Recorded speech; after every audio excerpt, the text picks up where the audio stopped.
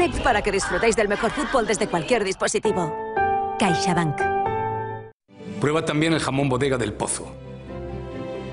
El pata negra del jamón blanco. Llévatelo, te aplaudirán.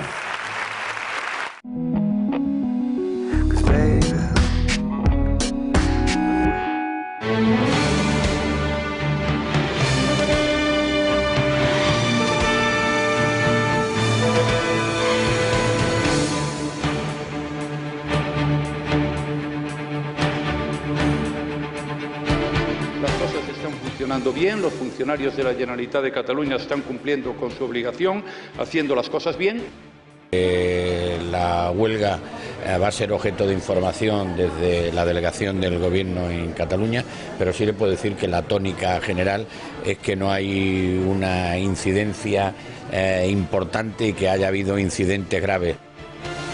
Buenas noches. A menos seguimiento de la huelga, mayor violencia de los piquetes. Las imágenes que hemos podido contemplar de la jornada de huelga general en Cataluña no se corresponden con la respuesta que los trabajadores le han dado a una convocatoria absurda, innecesaria y netamente política. Lo vemos en las 5 W.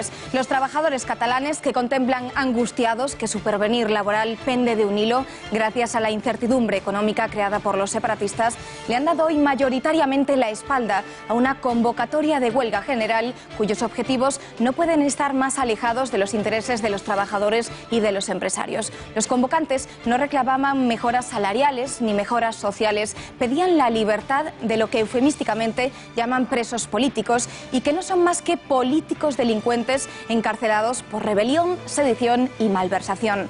A pesar de que las imágenes que hemos visto, la mayoría de la huelga ha sido un fracaso absoluto. Bien es cierto que miles de catalanes han llegado tarde a sus puestos de trabajo, pero no por propia voluntad, sino por la violencia desatada por los piquetes que ante una actitud pasiva de los Mossos d'Esquadra se han hecho los amos de las carreteras de acceso a las grandes ciudades. Y en Gerona su actuación ha sido especialmente violenta en la estación del AVE, impidiendo su circulación ferroviaria. Los sindicatos mayoritarios, comisiones obreras y UGT se han mantenido al margen de la convocatoria de huelga general, que solo ha sido patrocinada por una central sindical sin implantación en el mundo laboral catalán, con apenas 200 delegados en todo el territorio. Un sindicato minúsculo que sobrevive para lo que fue creado gracias a las generosas subvenciones con las que los gobiernos nacionalistas y separatistas de la Generalitat han llenado sus bolsillos y sus arcas. Un sindicato irrelevante que sin el apoyo político de los partidos separatistas no tendría el más mínimo peso laboral. Han sido estos, los partidos separatistas, los que en verdad han llevado a cabo la movilización, siendo su principal masa de maniobra los estudiantes independentistas a los que manejan a su antojo. Un nuevo bochorno que añadir a la actuación de la Policía Autonómica, que han contemplado impasibles como la violencia y solo la violencia impedía a los catalanes ejercer su libertad de trabajar en una nueva jornada de huelga política. Editorial con Eduardo García Serrano.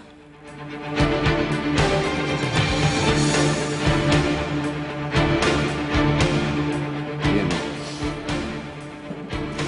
Buenas noches, María.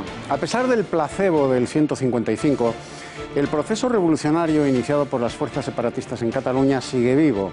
La fracasada jornada de huelga general llevada a cabo hoy es una nueva muestra de que el temido 155, más que una brida, está resultando un acicate de ese proceso revolucionario que obedece a los cánones clásicos de todo proceso revolucionario: agitación, movilización y huelga general política.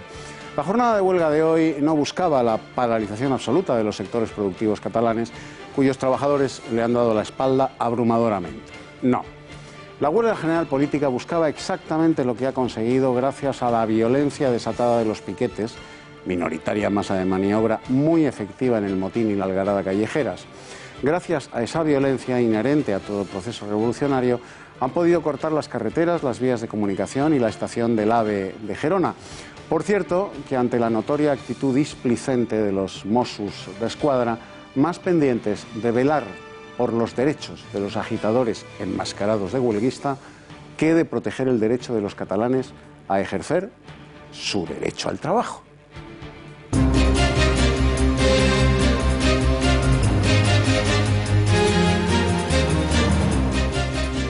Hace tan solo unos minutos salía de la cárcel tras pagar en metálico una fianza de 400.000 euros el expresidente de la Comunidad de Madrid, Ignacio González, que ingresó en prisión por liderar presuntamente la trama Lezo de corrupción del Partido Popular.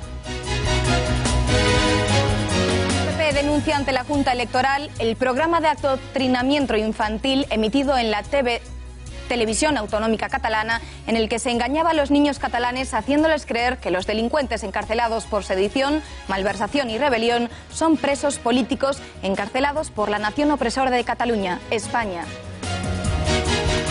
Hoy se cumple el primer aniversario de la victoria electoral de Donald Trump, obtenida contra todo pronóstico, sin un solo apoyo político exterior a su candidatura presidencial y con el 98% de la prensa internacional apostando por Hillary Clinton. En nuestra semanal Cita con la Historia hablaremos con Fernando Paz, profesor, historiador y escritor del centenario de la Revolución Rusa o Revolución Bolchevique y de su figura, la del líder Vladimir Ilich Ulyanov, alias Lenin.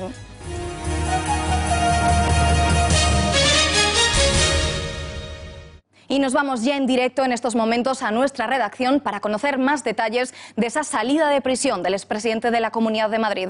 Javier Torres, buenas noches. Hola María, buenas noches.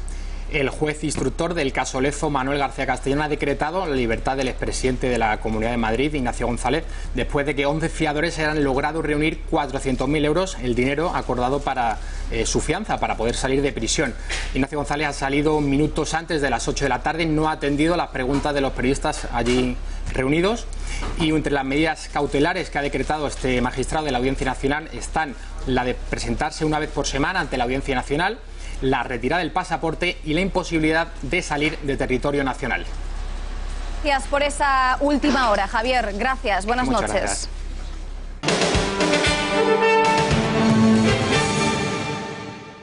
Cette attaque indigne, ce coup d'État de l'Espagne contre un Parlement et un gouvernement légitime, cette vulnération des droits de l'homme, avec des détentions et de maltraitements, il faut le dire, parce que nos collègues qui sont en prison, ils ont été maltraités par les autorités espagnoles. Lo acaban de escuchar. Puigdemont acusaba ayer al gobierno de España de dar un golpe de Estado contra Cataluña. El expresidente de la Generalitat pedía en un acto organizado en Bruselas la intervención de la Unión Europea porque dice que en España no hay garantías democráticas. Pero lo cierto es que España está muy por encima de la media del resto de países en cuanto a democracia y libertades. Alba Vila, ¿puede ser esta la razón por la que Puigdemont se ha ido a Bruselas, a Bélgica, y no se ha quedado en España? Buenas noches. Buenas noches, María. Pues analizamos una serie de estudios y datos de algunas instituciones como el Banco Mundial que dicen que España aprueba con nota los estándares internacionales e incluso supera a Bélgica en muchos de ellos. Vamos a ver estos datos. El primero de ellos, de Freedom House, que divide, según el respeto a los derechos políticos y libertades civiles, a los países en tres categorías. Aquí los vemos en libres, parcialmente libres y no libres. Nuestro país está en el primer grupo. Además, este estudio pone nota a cada país. De 0 a 100, España saca un 94 en materia de libertad. Si lo comparamos con nuestros países vecinos, estamos un punto por debajo de Reino Unido, Alemania y por encima de Francia o Estados Unidos. El Banco Mundial también ha elaborado un estudio y utiliza en su ranking 5 indicadores, entre ellos voz y rendición de cuentas, efectividad de gobierno, calidad regulatoria, control de corrupción y estabilidad política. En todas ellas obtenemos un 5 sobre 5, a excepción de las dos últimas. Y por último, el informe de la revista The Economist. En él se estudia la democracia plena. España tiene un notable, un 8,3 sobre 10. Pero vamos a compararlo fuera de nuestras fronteras. Estos datos demuestran que la democracia española está bastante arriba de otros países europeos. Aquí lo vemos. Por encima de nosotros estaría Holanda, Alemania o Austria y por debajo Francia, Portugal y, atención, Bélgica con una nota de 7,7. Esto demostraría que todas las afirmaciones de los separatistas catalanes, incluidas las de Puigdemont en las últimas semanas, son falsas y que el país belga tiene una peor democracia que España, María. Gracias, Alba. Pues era por eso, por lo que se ha ido hasta allí. Y como les contábamos ayer, de los 200 alcaldes que viajaron a Bruselas a arropar a Puigdemont, muchos de ellos pagaron el billete de avión con dinero municipal, con el dinero de su ayuntamiento, en vez de haberlo abonado de su propio bolsillo, ya que un viaje desde Barcelona a Bruselas cuesta en torno a 200 euros por persona, así que el gasto oscilaría entre los 30.000 y 40.000 euros por trayecto por lo menos, lo que sumado al alquiler de los autocares deja una factura total para la jornada que se aproxima a los 100.000 euros. El gobierno de Rajoy confía en que cada alcalde haya corrido por su cuenta con los gastos del viaje porque creen que es lo que deberían de haber hecho. Los alcaldes secesionistas, en vez de estar ocupándose de sus habitantes, de todos los que les han votado y los que no, en los diferentes municipios de Cataluña, ayer hicieron huelga en sus municipios y se fueron a apoyar al expresidente de la Generalitat. Pero no se traga a nadie que se lo pagaron de su bolsillo. Está claro que se ha financiado con dinero público, o bien de sus propios ayuntamientos, o bien a través de subvenciones de alguna asociación. Quiero entender que los alcaldes han ido a título privado. Evidentemente, no estarán utilizando recursos públicos en una acción política de este tipo. El señor Puigdemont no lo sé de dónde está sacando su financiación en Bruselas. Supongo que será de sus cuentas corrientes, de sus propios recursos, porque evidentemente del recurso de la Generalitat, del presupuesto de la Generalitat, no puede estar sacándolo. La huelga general de hoy en Cataluña ha tenido un escaso seguimiento y en la vida comercial y en la actividad industrial de la región también. Los comercios han abierto y una parte significativa del sector educativo también. Pero en el centro de la ciudad miles de personas han recorrido la Gran Vía de Barcelona en dirección a la Plaza de Sant Jaume para reclamar la libertad de los que denominan presos políticos en alusión a los dirigentes soberanistas encarcelados por rebelión. Por cada uno que detengan 10 saldrán. Por cada 10 que paren, 100 se sumarán. Por cada 100 que quieran detener, otros 1000 vendrán. Y al final el pueblo. Hoy ha salido el pueblo. Porque el pueblo es el que decide cuándo hay huelga, el pueblo es el que decide cuándo nos movilizamos y cuándo no nos movilizamos.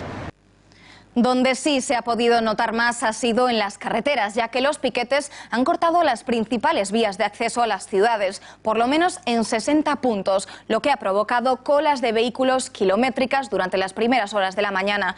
El metro de Barcelona ha funcionado al 85% y el servicio de autobuses lo ha hecho prácticamente con normalidad. Lo cierto es que los paros no han tenido la afluencia que esperaban, pero desde el partido de Esquerra Republicana aseguran que el seguimiento de la huelga quiere decir que los independentistas rechazan la represión. Pues nos movilizamos, veis aquí la Plaza San Jaime llena de gente, en todo el país hay protestas y paros para protestar por la represión desencadenada por el Gobierno y por el Estado español. Eso sí, una de las imágenes que más se ha visto es la de los grupos de manifestantes encima de las vías del AVE de Gerona para cortar el acceso a los trenes que iban en dirección a Barcelona. Y de esta forma que van a ver, la policía ha tenido que desalojar la estación de autobuses norte de Barcelona porque un grupo de manifestantes se habían sentado en el suelo para evitar la salida de los vehículos.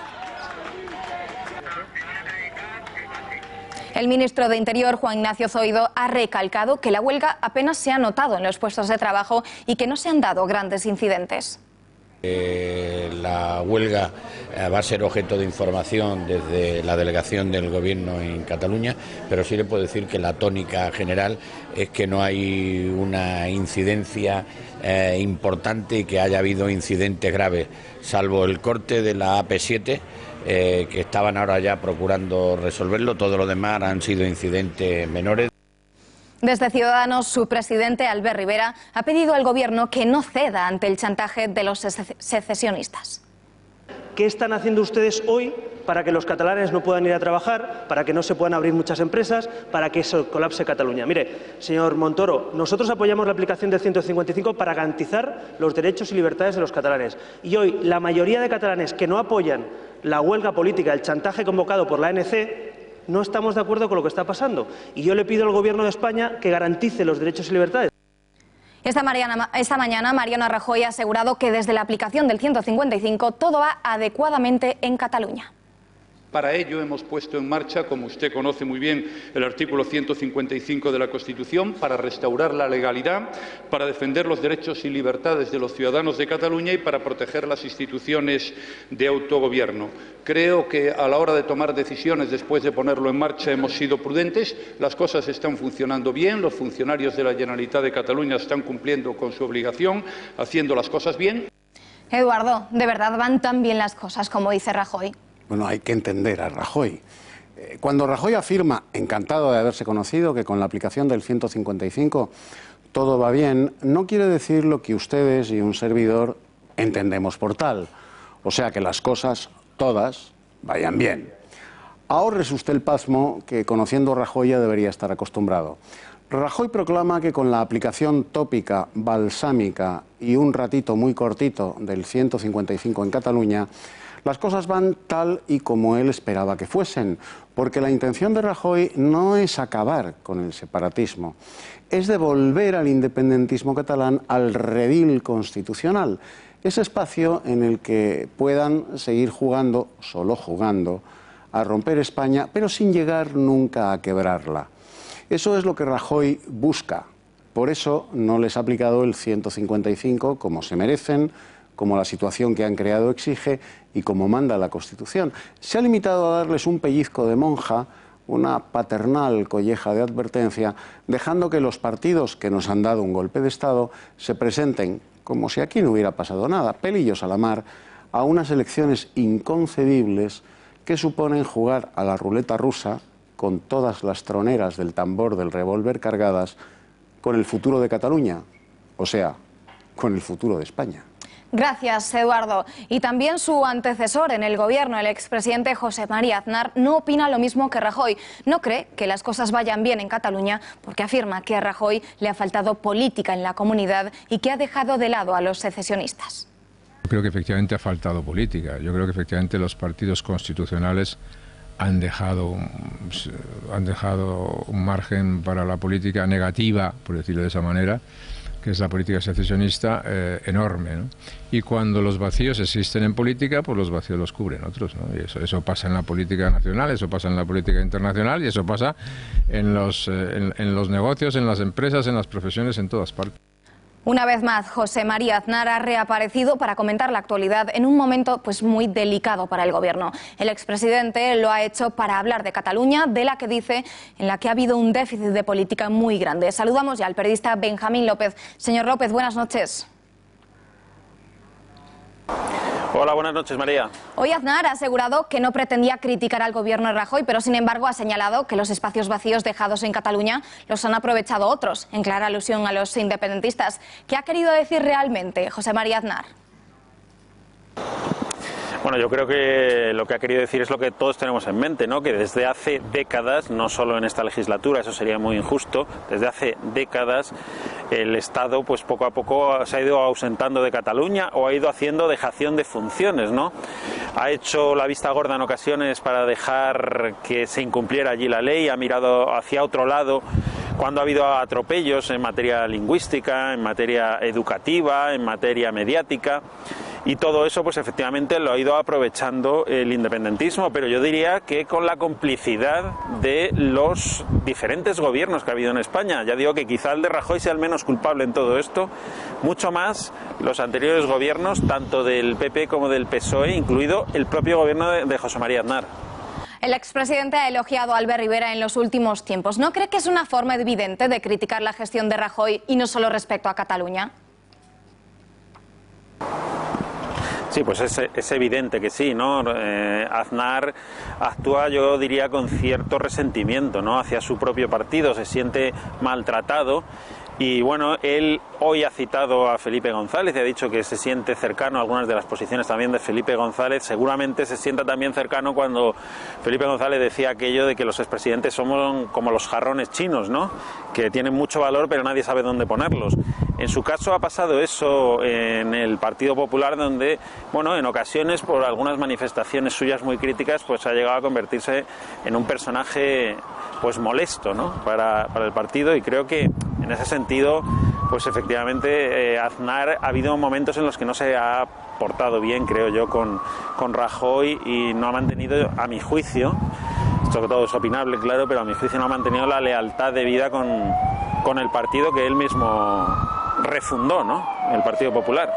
Bueno, y aunque la actuación de Rajoy sea discutible, ¿no le falta autocrítica a Aznar por sus años al frente del gobierno en los que, por ejemplo, pactó con Pujol? Hombre, por supuesto, por eso me refería antes, ¿no?, a cómo todos los gobiernos que ha habido en España en democracia pues tienen su pecado, ¿no?, en Cataluña, y desde luego el de Aznar no es una excepción. Primero fue Felipe González, luego llegó él con unas concesiones al nacionalismo catalán, que es verdad que en aquel momento no era tan declaradamente independentista, pero se estaba creando ese caldo de cultivo y había un plan preconcebido que él ayudó a empujar, ¿no? Al PP y al PSOE le han faltado altura de miras, ¿no?, para apoyarse uno a otro en grandes cuestiones de Estado, y eso al final lo hemos pagado todos los españoles. Él, José María Aznar, y su gobierno tienen una parte de responsabilidad en que eso ocurriera, tanto cuando estaba en la oposición y quizás no supo apoyar también al Partido Socialista para no tener que hacer ciertas cesiones a Cataluña, como luego, digamos, por entregarse a los catalanes. Es verdad que el Partido Socialista también se lo puso difícil a él y quizás pues no le quedaban muchas más salidas, pero vamos, él desde luego no es quien, yo creo, para tirar la primera piedra. Pues señor López, gracias y buenas noches.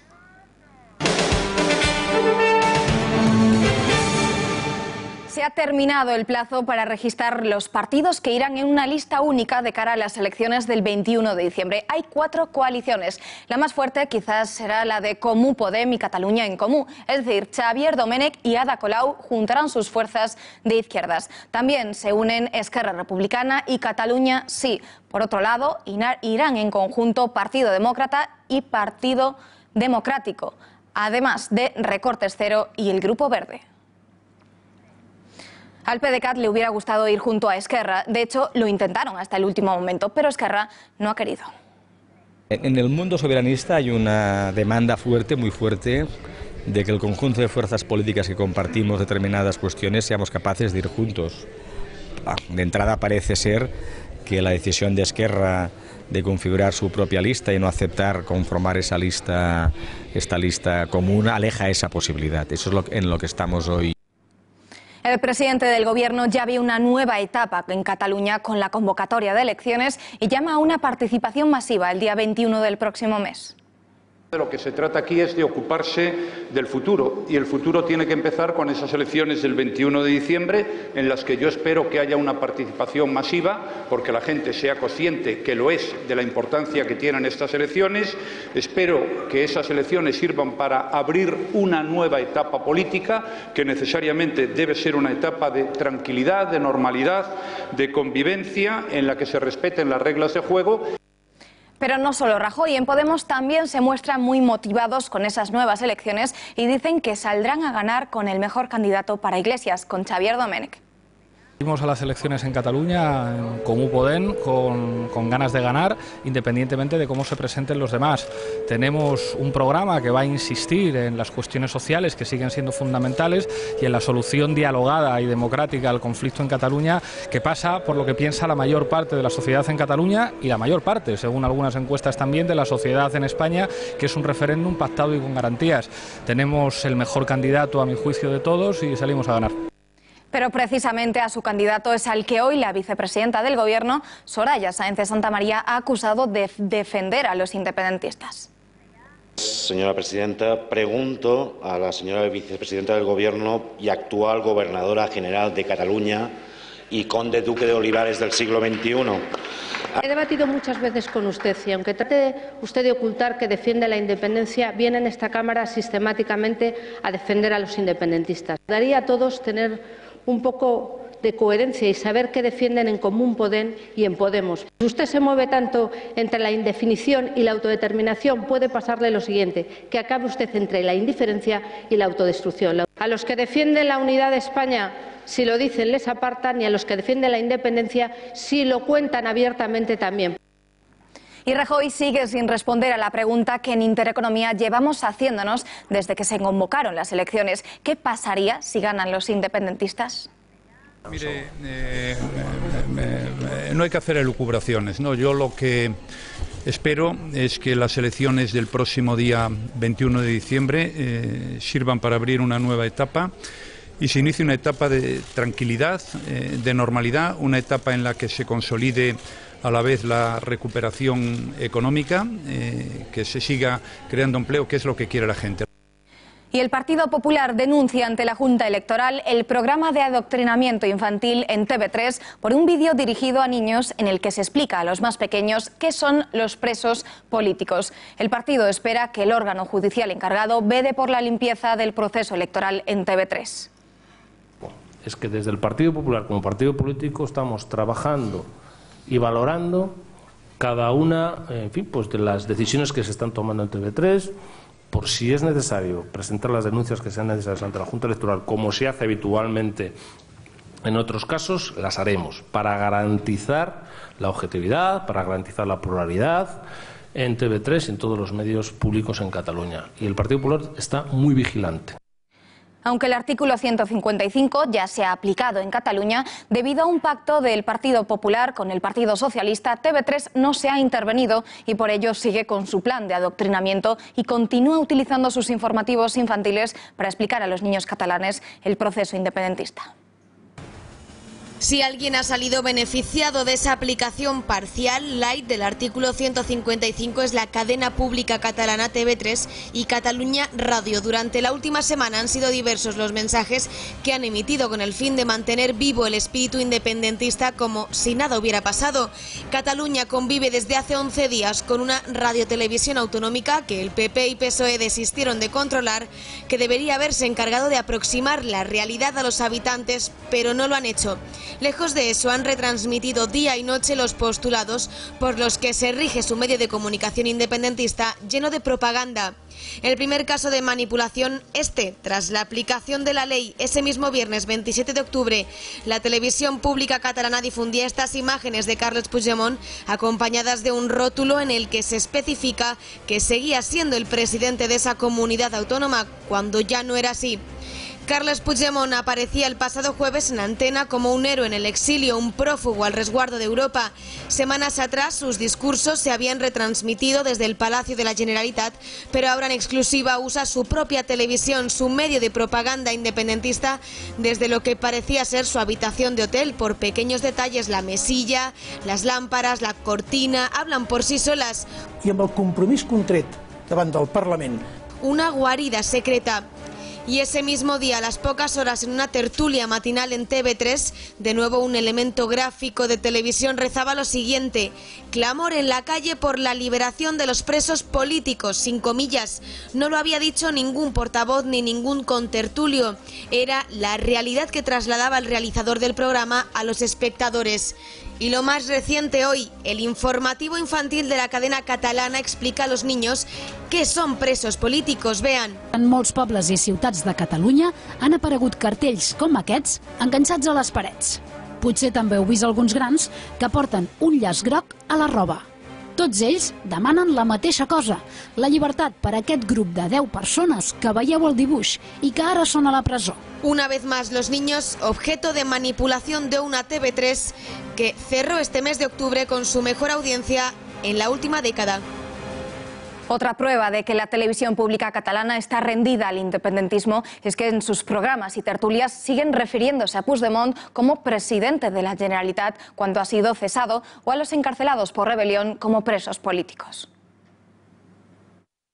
Sí, a les 9 del matí el president Carles Puigdemont i els 4 consellers que l'acompanyen s'han presentat voluntàriament. Els 8 membres del govern empresonats han passat la tercera nit a Extremera i al Calameco. Hem començat aquest a les notícies. Carles Puigdemont, el president Puigdemont i els seus 4 consellers s'han presentat voluntàriament a Girona. L'epicentre de l'encartellada ha sigut a la plaça del Vi, on l'ANC i la plataforma Girona Vota han repartit cartells. Després d'empaperar la façana de l'Ajuntament, dotzenes de participants s'han repartit per diversos barris de la ciutat per escampar-hi també cartells que reclamen democràcia i l'alliberament dels presos polítics.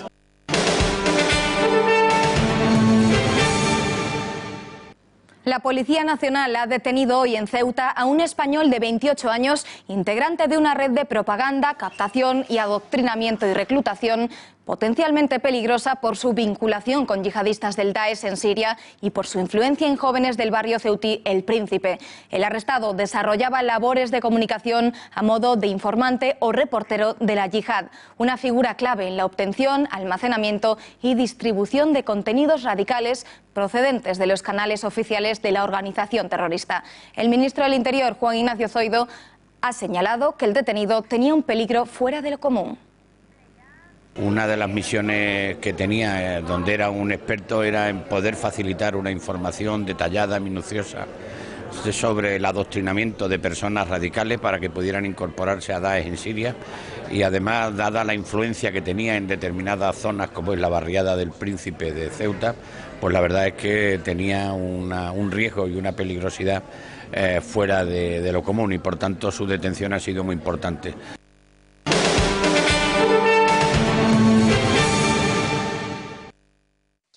No nos subestiméis y no nos pongáis a prueba.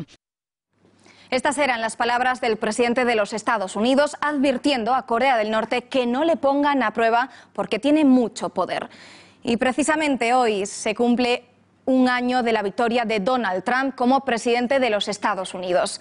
El excéntrico candidato del Partido Republicano se alzó con la victoria contra todo pronóstico ante la sucesora de Obama en el Partido Demócrata, favorita en todas las encuestas y arropada por prácticamente la mayoría de todos los partidos occidentales por el poder. Sin embargo, Trump se impuso al establishment en una durísima campaña electoral en la que tuvo en contra a la gran mayoría de medios de comunicación estadounidenses. Con un discurso rompedor y con el lema «Hacer América grande otra vez», Trump ganó en las urnas el 8 de noviembre de 2016. Bueno, vamos a analizar ya todo lo que está suponiendo la histórica victoria del magnate neoyorquino hace un año, justamente, con el experto periodista en política internacional Alonso de Mendoza. Muchísimas gracias por haber venido. Gracias a vosotros. Bueno, casi nadie en España apostaba hace un año por la victoria de Trump. De hecho, sin embargo, pues todas las encuestas daban como favorita a Hillary Clinton, pero bueno, sabemos que usted sí que apostaba por Trump. ¿Por qué? Bueno, yo empecé a apostar por Donald Trump en las primarias. En las primarias todo el mundo pudo ver como este candidato del que todo el mundo se reía, decían que no iba a llegar a ningún sitio, se comió a 16 candidatos, a 16 rivales, se los comió como si nada. Y al otro lado teníamos a Hillary Clinton, que estaba sudando la gota gorda para quitarse de encima a un candidato totalmente desconocido, socialista, que en Estados Unidos tampoco es que tenga muy buena prensa eso. Y claro, yo lo que no entendía es que los medios, viendo esto, viendo como Trump iba ganando todas las competiciones contra pesos pesados del Partido Republicano y Hillary Clinton haciéndolo tan mal contra Bernie Sanders, además se comenta y cada vez hay más pruebas que robó las primarias del Partido Demócrata, no entendía muy bien cómo le daban por perdedor todavía, ¿no? Bueno, y hablemos ya de lo que ha sido pues ese primer ejercicio en la Casa Blanca. A muchos les sorprendió pues el bombardeo del ejército de los Estados Unidos en Siria cuando se alejaba la posibilidad de un acercamiento a la Rusia de Putin. ¿Acaso el presidente de los Estados Unidos no tiene suficiente autonomía para tomar las decisiones que quiera, por decirlo así? Bueno, el bombardeo este que hubo contra Siria, para empezar, todo ocurrió de una forma muy rara, ¿no? Porque vimos que hubo un ataque por parte de Assad a rebeldes, pero a civiles también, en un momento en el que Assad no tenía por qué atacar nada, ¿no? Estaba ganando la guerra, Trump ya había dicho que le iba a dejar en paz, entonces ese ataque nadie se lo creyó mucho, ¿no? Que lo hubiera hecho Assad, y todavía hay muchas dudas. Trump, ¿qué hizo en ese momento? Pues dijo, tengo dudas, no sé si este ataque lo ha hecho él, de cara a los medios dijo que había sido Assad, pero ante un ataque falso, ante un ataque dudoso, él contestó con un ataque falso también, ¿no? Él lo que hizo fue mandar una señal de fuerza, disparó 50 y pico Tomahawks a una base aérea, avisó a Rusia y con esto, bueno, lo que hizo fue dar una señal de soy el nuevo presidente, aquí tenemos un nuevo sheriff, y además lo hizo esto en una cena con el presidente chino, con lo cual esto, digo que ordenó este ataque mientras cenaba con el presidente chino.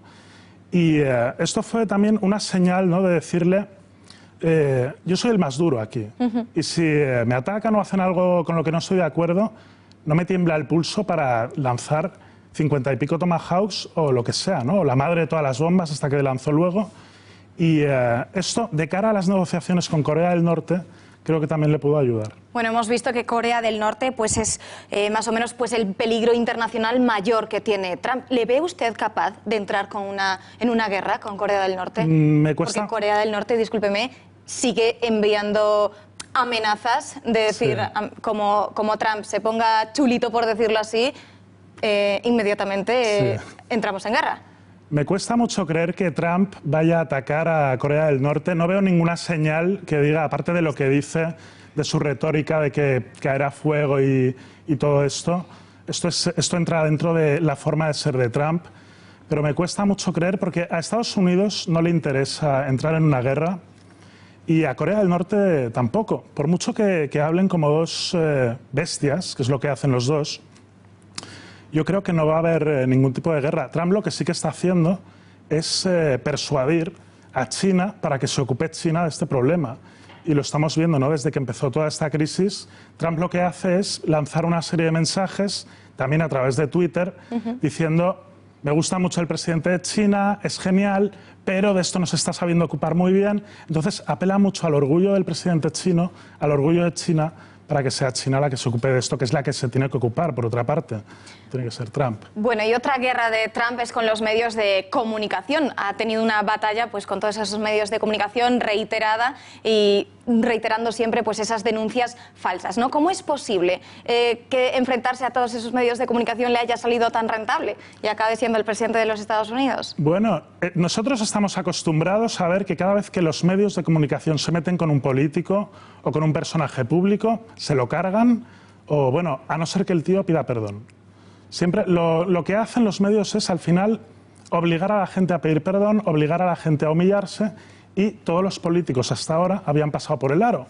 Con un medio de comunicación le monta una campaña y el político de turno pasa por el aro, pide perdón, lo siento y acaba perdiendo. Trump no es así. Trump lo que hace es, si tú me atacas, yo te ataco el doble. Y esto le viene muy bien, ¿no? Porque todas estas guerras, la mitad las pone él, les pone trampas a los medios de comunicación y todo.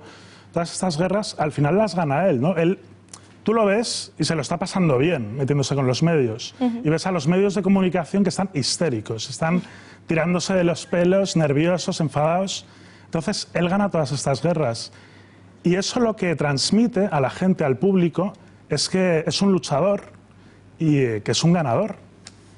Pues, señor Alonso de Mendoza, muchísimas gracias por habernos acompañado en este análisis de ese aniversario del primer año de Trump. Gracias y buenas noches. Muchas gracias.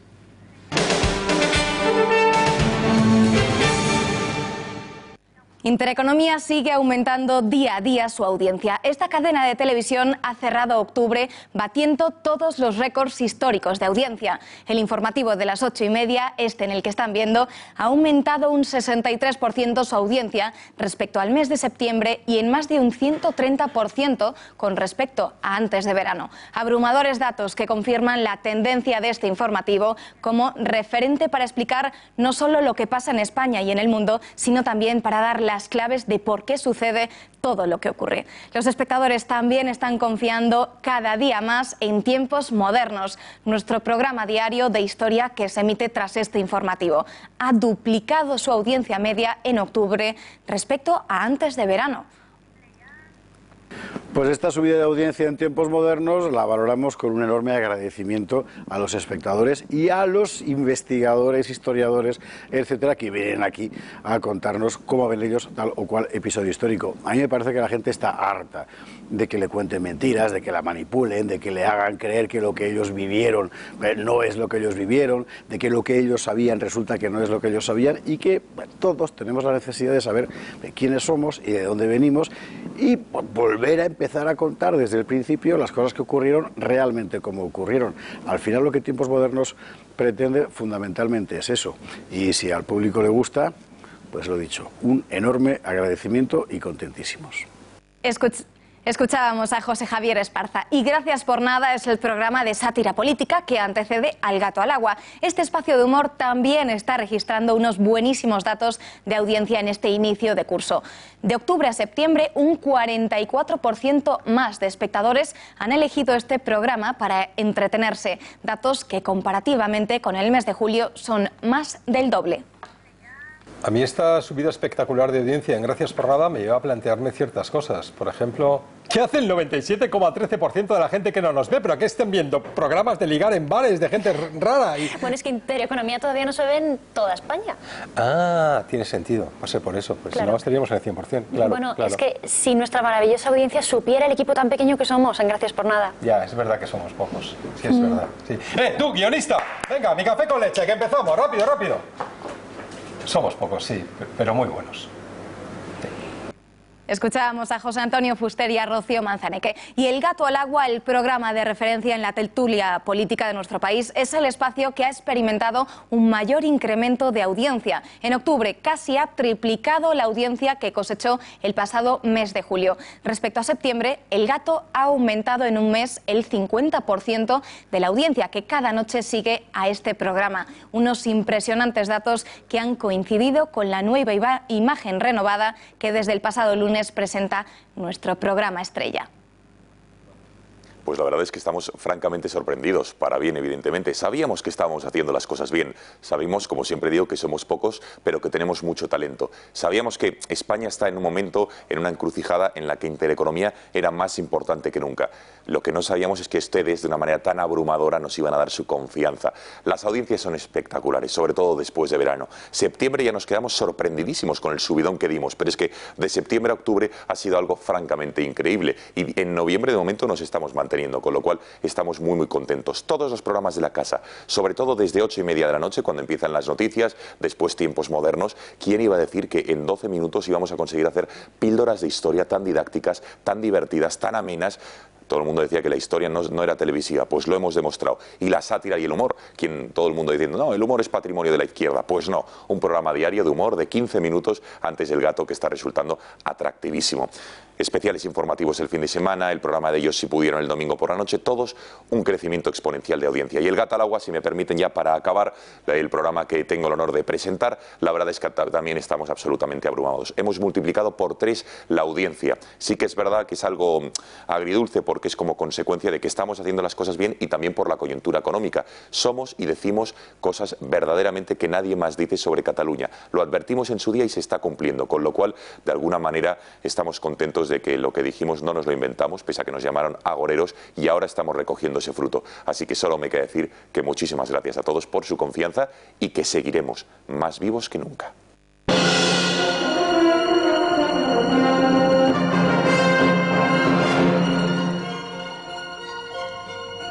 Y otro aniversario en nuestra cita con la historia. Se cumplen 100 años de la Revolución Rusa. Mucho se ha escrito sobre la misma. De hecho, es uno de los temas más tratados de la historiografía, pero no todo está claro. En primer lugar, se le conoce como Revolución de Octubre, pero en realidad se produjo en noviembre. Fernando Paz, buenas noches. Acláranos eso. Pues efectivamente, la Revolución de Octubre, así se le conoce en primer lugar porque la Revolución Rusa es un proceso que empieza en la Revolución de Febrero. Por tanto, para distinguir una revolución de la otra, la Revolución Democrática de Febrero, la republicana de la Revolución Bolchevique, pues se habla de Revolución de Febrero y de Octubre. Y luego la de Octubre, efectivamente, se produjo en noviembre porque hay una diferencia entre el calendario occidental y el calendario ruso, entre el gregoriano y el juliano. Hay una diferencia aproximadamente de unos 13 días, también ha variado un poco en el tiempo, y todavía hoy la Iglesia Ortodoxa rusa sigue manteniendo el viejo calendario para las celebraciones litúrgicas. De tal manera que hay un desfase de esas casi 2 semanas entre la Navidad nuestra, por ejemplo, y la suya. La suya cae casi en Reyes, me parece que es el día 5, si no recuerdo mal, y la nuestra, como sabemos, pues cae el 24 de diciembre. Por tanto, hay un desfase de calendario. Es la Revolución de Octubre porque en Rusia efectivamente era octubre. Pero en el mundo occidental, por ejemplo en España, era tal día como ayer. Y bueno, antes de la revolución, ¿estaba tan mal Rusia? ¿Cuál era esa situación? Bueno, Rusia era un país que vivía en un atraso secular, es verdad. Era un país con una estructura bueno, muy particular, muy peculiar, atrasada, diríamos, profundamente rural, pero estaba en un proceso de transformación. O sea, Rusia no era la Rusia del siglo XVIII, sino que desde finales del XIX venía acaeciendo un proceso de modernización, un proceso de industrialización, en ciertos aspectos acelerado. Y a la vez, acompasando, digamos, a este crecimiento de carácter industrial y económico, pues estaba empezando desde unos 10, 11 años antes de la Revolución Bolchevique un proceso también de acomodación de las estructuras políticas y de las instituciones a esa, digamos, realidad del capitalismo industrial. Es verdad que en ese desarrollo no se había llegado demasiado lejos, en el sentido, digamos, políticamente democrático. Eso es cierto, pero el país estaba en transformación, por tanto no podemos pensar, como muchas veces se dice, que era un país enteramente rural. Pasaba, no obstante, del 80% del país lo que se dedicaba a la agricultura y en general a todo lo que tenía que ver con el campo, pero ya había una parte que estaba considerablemente desarrollada. Por tanto, era un país un poco en transición, digamos, y esos son los momentos más peligrosos precisamente para que pueda arraigar un proceso de tipo revolucionario. Y Paz, ¿qué hay de cierta en esa afirmación que hizo hace unos días un político español que ha dicho que en la revolución bolchevique pues que tan solo hubo 5 muertos? Bueno, efectivamente es un concejal del Ayuntamiento de Madrid de Podemos que comentó que había habido solamente 5 muertos en la revolución bolchevique. Bueno, es obvio que eso no es verdad. La revolución bolchevique produjo millones de muertos, pero yo creo que él ha confundido el proceso revolucionario, que es difícil situar dónde acaba, ¿no? Aunque es más fácil situar dónde empieza, con el caso concreto del asalto al Palacio de Invierno, ¿no? Que es lo que es el episodio que verdaderamente produjo 5 muertos. Pero en general toda la revolución bolchevique, el proceso revolucionario que está ahí en Petrogrado, es un proceso que deriva inmediatamente en una guerra civil. Y la guerra civil produjo varios millones de muertos, difícil de estimar, pero en fin, por lo menos 3 millones, ¿no? Con lo cual, verdaderamente hablar de que la revolución bolchevique produjo 5 muertos es, bueno, yo creo de verdad que es un desconocimiento de la historia por parte de este hombre, aunque intención de otro tipo, pero en cualquier caso, en fin, es una metedura de pata absoluta. No se puede confundir la revolución con el momento del estallido revolucionario de la toma del Palacio de Invierno en Petrogrado. No es lo mismo, obviamente. Bueno, y desde algunos sectores también que se denominan demócratas se valora positivamente esta revolución de octubre. ¿Podemos decir que fue una revolución democrática en algún sentido? Bueno, realmente fue todo lo contrario. La revolución no tuvo absolutamente nada democrática. Es verdad que formalmente la palabra soviet en ruso significa consejo, asamblea, ¿no? Y de hecho la URSS, la Unión de Repúblicas Socialistas Soviéticas, lo que significaba era la Unión de Repúblicas Socialistas Asamblearias, ¿no? Es su nombre originario. Por tanto, sí tenía un aspecto formalmente democrático. En realidad era una dictadura totalitaria como el mundo no ha conocido. Nunca se ha conocido, digamos, un régimen tan totalitario, por lo menos en un gran país. Quizá admite el cotejo pues, con el régimen chino, con el camboyano, que es posible que en algunos aspectos incluso fuera más allá que el propio régimen soviético, pero en definitiva fue una dictadura totalitaria que no permitió que aflorase absolutamente ninguna actividad social al margen del Estado, en ningún terreno, prácticamente, salvo algún periodo muy concreto, ni en la economía, ni en la cultura, ni en ningún otro tipo de manifestaciones. Entonces, no puede hablarse, obviamente, de que sea democrática. No había parlamento del tipo conocido, no había partidos políticos, no había ningún tipo de discrepancia admitida, no había respeto alguno a los derechos humanos, no se permite en absoluto, digamos, la homologación, no se puede traer la homologación con ningún otro tipo de democracia. Paz, ¿la podríamos comparar esa dictadura con la de algún otro país? La dictadura de la Unión Soviética es una dictadura que se extendió, digamos, como modelo después de la Segunda Guerra Mundial y se extendió a toda la parte oriental de Europa y luego fue exportada a Asia, fundamentalmente, también a algunos países de África, pero ahí quizá pues adquiere, digamos, unos tintes diferentes, ¿no? Pero desde luego en Asia da lugar a regímenes como el de Vietnam, el de Corea del Norte, aunque es más de tipo chino, al propio régimen chino, donde triunfa el Partido Comunista, y a Camboya, como hemos dicho. Es un modelo propio, el modelo soviético, el modelo del comunismo soviético, ¿no? Es un, digamos que es... ¿Y cuál es la importancia de esa figura de Lenin en la revolución? ¿Fue tan decisivo, como dicen? Bueno, indudablemente no. La figura de Lenin es una figura única en la historia, precisamente a despecho del marxismo, que considera que los seres humanos más o menos son intercambiables, ¿no? Y que lo esencial son los procesos históricos. Precisamente la revolución bolchevique lo que demuestra es que la figura de Lenin difícilmente podría haber sido intercambiable con ninguna otra. Fue un hombre que decidió la revolución a través de su voluntad, en dos planos, uno teórico y otro práctico. En el plano teórico, Lenin fue el gran teórico del marxismo después de Marx, sin duda ninguna. y en el plano práctico fue digamos, el creador de la revolución, el hacedor de la revolución. Fue un hombre tremendamente pragmático que por esa razón hizo salir adelante una revolución que por otros conceptos nunca se debía haber producido en Rusia, porque el propio dogma marxista, la propia teoría marxista, lo que presuponía es que la revolución, una revolución de tipo comunista, proletario, se iba a dar en un país industrial, donde había proletariado. No se podía dar una revolución proletaria en un país fundamentalmente agrario. Sin embargo, la historia de la revolución bolchevique y la historia de las revoluciones comunistas lo que demuestran es que, a despecho de toda la dogmática marxista, lo que ha sucedido es exactamente lo contrario. La revolución se ha producido en países agrarios y no en países industriales. Y eso le debe, en origen, en la Unión Soviética, mucho a la determinación de Lenin, sin ninguna duda. Bueno, y Paz, la revolución bolchevique suscitó enormes esperanzas y también grandes temores. ¿Qué queda hoy en día de esa revolución? Bueno, el núcleo duro de la revolución no es como pudiera parecer el núcleo duro del comunismo, ¿no? La filosofía última del comunismo no es como pudiera parecer un proyecto colectivista. Ha surgido en forma de proyecto colectivista porque en la historia, digamos que los tiempos se han terciado para hacerlo así, pero realmente el núcleo duro de la ideología marxista es la interpretación materialista de la historia, el materialismo dialéctico y el materialismo histórico. Lo que queda de eso, pues es justamente el materialismo. Hoy hay algunos postmarxismos que tienen mucho que ver con el marxismo en origen, como es, por ejemplo, la ideología de género o el feminismo, que es marxismo cultural y que está en ese núcleo duro de la ideología marxista, que está en esa recreación, digamos, del marxismo después de la propia muerte del marxismo, que es marxismo cultural en último término, ¿no? Pues Paz, muchísimas gracias por todo este análisis de la Revolución Rusa. Gracias por estar aquí un día más en Cita con la Historia y muy buenas noches. Pues es un placer, María, como siempre. Muy buenas noches.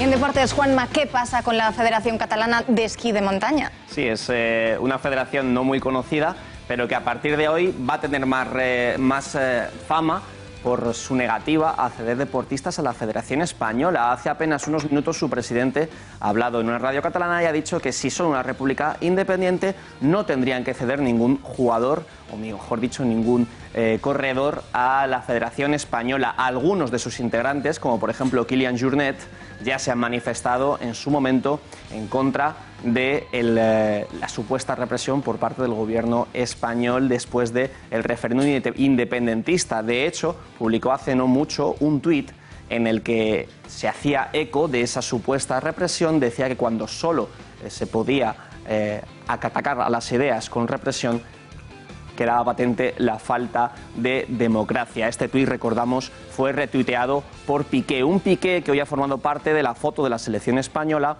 en la que ha sido la presentación discreta de un perfil muy bajo de la nueva camiseta de la selección, con esa franja azul o morada para según quién. Se iba a hacer una presentación mucho más espectacular con los jugadores descendiendo del helicóptero, pero al final se ha optado por una solución mucho más sencilla para evitar preguntas polémicas y que algún jugador hiciera alguna declaración altisonante. Después, todos los jugadores han posado en el vestuario de la Ciudad Deportiva del Fútbol de las Rozas con esta camiseta roja, amarilla y azul. Lo estamos viendo porque hay muy buen ambiente en la selección, aparte de toda esta polémica. Después han comparecido varios de sus futbolistas. Uno de ellos, Vitolo, ha hablado sobre la camiseta y sobre si se fija o no en el Atlético de Madrid. Recordamos que juega en Las Palmas, pero solamente hasta diciembre. A partir de enero lo hará en el equipo rojiblanco. Que me ha gustado la camiseta y bueno, nosotros tenemos que aislarnos un poco de los temas políticos y demás, centrarnos en jugar al fútbol, que es lo que queremos, y nada más. No te voy a negar que veo los partidos del Atlético y bueno, de corazón le deseo lo mejor. Ojalá que cambien la dinámica. Bueno, también ha dicho el jugador canario que está muy contento con la vuelta de Fernando Hierro a la Federación Española, porque aunque todavía no es oficial, ya se puede anunciar que el exfutbolista del Real Madrid y de la selección ejercerá el cargo que ya ostentó hace apenas algunos años y que tanto éxito dio a la selección de todos, con Luis Aragonés y con Vicente del Bosque, otro futbolista de la selección española que habla de Sido Morata, en este caso en una entrevista exclusiva en Marca, explicando el porqué de su marcha del Real Madrid. Yo necesitaba algo que en el Madrid no iba a poder tener, ¿no? Y era jugar cada domingo, aunque estuvieras bien, aunque estuvieras mal. Si tú quieres jugar y quieres tener una continuidad, entiendo que entiendo que te vayas, y al final me dijo que yo sí me quería quedar, que podía quedarme, pero que había muchas opciones en ataque. Entonces pues al final yo decidí que la mejor situación, porque tengo un mundial, al final es cada 4 años, tengo ya 25 años, yo quiero estar en el mundial. Bueno, Morata, que quiere jugar muchos años en la selección española, y el que no lo sabíamos es Leo Messi, que quiere jugar algún día en Newell's, el club de su infancia, del que salió en su momento de la cantera, a los 12 años se fue hacia Barcelona. Bueno, pues ha confesado que quiere volver a Newell's en una entrevista en TIC Sports, un canal importante deportivo en Argentina, en la que ha hablado también acerca de que en el próximo Mundial no quiere enfrentarse a la selección española. Recordamos, España no es cabeza de serie, Argentina sí.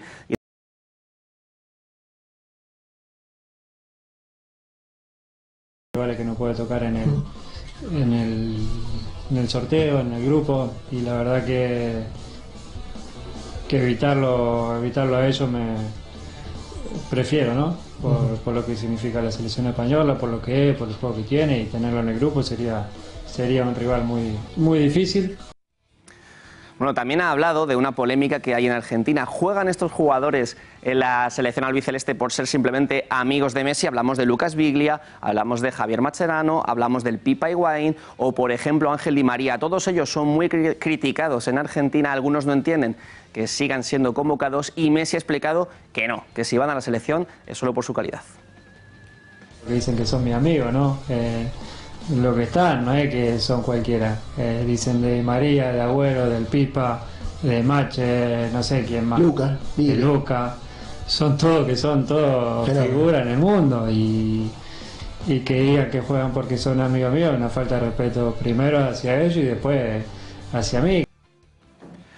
Y recordemos esta imagen que define lo que es el fútbol, el compañerismo, como toda la plantilla, todo el vestuario del Athletic Club se rapó la cabeza en apoyo a Geray, que por fin ha superado su cáncer testicular y hoy ha comparecido ante los medios. Te predispones para jugar un europeo sub-21 y de repente pues te llega la noticia de que tienes que recibir ese tratamiento. Hombre, son momentos duros, momentos en los que te viene a la cabeza 20.000 cosas. Me quedo y con las cosas que ahora las valoro mucho más, o sea, mucho más que antes. Creo que puedo decir que estoy en la recta final, ¿no? Ya empiezo a entrar con el grupo poco a poco. Estoy siguiendo los plazos que se habían previsto y estoy muy contento de haber superado esto. Y la primera imagen que tuve, recuerdo que fue la de Iturraspe rapado, y sí que ese momento fue muy emotivo para mí. Y muy rápido, María, antes de terminar, un documental en Canal Plus Francia. Benzema habla sobre el caso Valbuena, dice que se sintió como un delincuente por cómo lo ha tratado el país. Pues gracias, Juanma. Y nosotros nos despedimos ya. Muchísimas gracias por haber contribuido a estas cifras de audiencia que les hemos comentado, y nos vemos el viernes, que mañana es festivo aquí en Madrid. Buenas noches.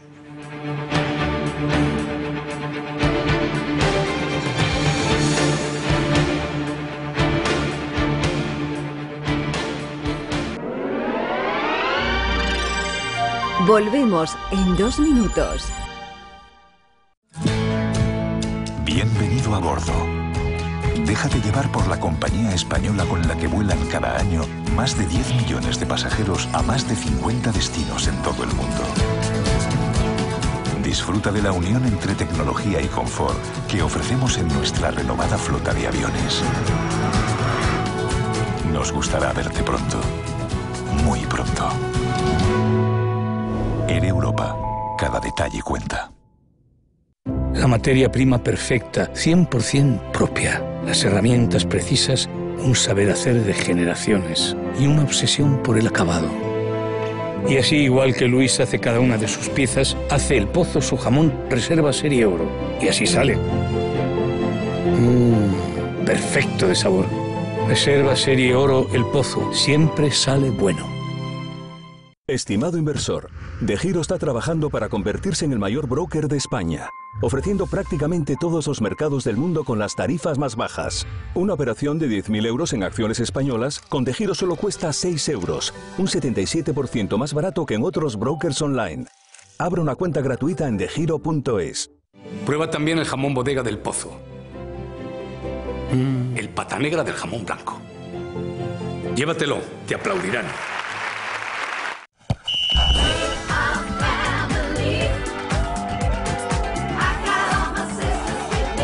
Porque el fútbol y la familia siempre han estado muy unidos, CaixaBank presenta Family Football. Trae tu nómina ahora y podrás llevarte 2 temporadas de Bein Connect para que disfrutéis del mejor fútbol desde cualquier dispositivo.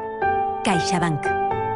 Soy María Jesús Barreñada, presidenta de Aredos Abogados, doctora en Derecho, abogada y abogada rural. Si tienes un problema jurídico, no dudes en contactar con nosotros, te lo solucionaremos.